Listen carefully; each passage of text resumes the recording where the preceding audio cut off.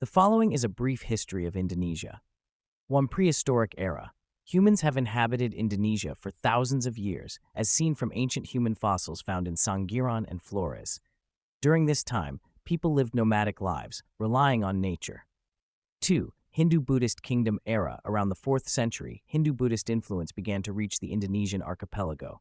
Prominent kingdoms like Kutai, Tarumanagara, Srivijaya, and Majapahit emerged. Majapahit is well known for uniting much of the archipelago under Gajah Mada's leadership in the 14th century. 3. Islamic Kingdom era. In the 13th century, Islam started spreading across the archipelago, marked by the rise of Islamic kingdoms such as Samudera Pasai and Demak. Islam became the dominant religion as Majapahit fell, and more Islamic kingdoms flourished. 4. Colonial period. In the 16th century, European powers arrived in the region, first the Portuguese, followed by the Dutch and British. The Dutch eventually dominated most of Indonesia for over 350 years, although there were several strong local resistances. 5. Nationalist movement era. In the early 20th century, nationalist consciousness grew. Organizations like Budi Utomo, Sarekat Islam, and the Indonesian National Party, PNI, emerged with figures like Sukarno, Hatta, and Kartini advocating for independence. 6. Declaration of Independence. On August 17, 1945, Sukarno and Hatta declared Indonesia's independence after Japan's defeat in World War II. This marked the beginning of the Republic of Indonesia as an independent nation.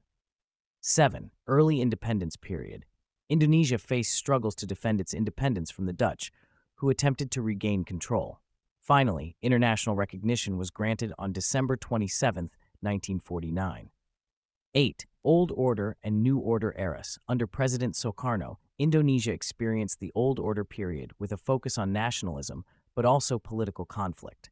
In 1966, Suharto replaced Sukarno, initiating the New Order era, emphasizing stability but marred by corruption. 9. Reform era and modern times. The New Order ended in 1998, following an economic crisis and demands for reform. Indonesia entered a democratic era, undergoing reforms across various sectors. Today, Indonesia is the world's third largest democracy and one of the leading economies in Southeast Asia. This summary could be enriched with engaging narration and visuals for each period, like photos or illustrations. Good luck with your video.